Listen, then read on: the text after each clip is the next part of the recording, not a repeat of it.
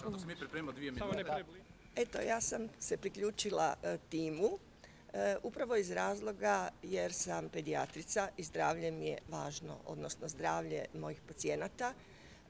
Želim naglasiti važnost koja je zapravo, mislim, i zapostavljena, koliko je povezanost između zdravlja i zdravog okoliša. No, međutim, nije to sve. Mi se zalažemo i za bolju demografsku obnovu jer znamo da imamo djece sve manje i ja bih se zalagala za bolju zdravstvenu zaštitu sviju, a osobito djece i još one najvulnerabilnije skupine, a to su djeca s teškoćama koji jednostavno nisu dovoljno dobro obuhvaćeni sustavom rane intervencije u djetinjstvu zbog pomanjkanja stručnjaka i zbog prevelikog prenosa obaveza prema udrugama i zapravo uz financiranje samih pacijenata.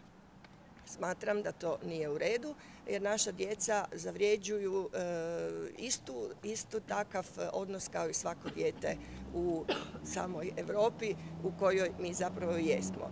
I čestitam vam Svjetski dan zdravlja. Slogan Svjetskog dana je zdravlje za sve, pa neka tako i bude.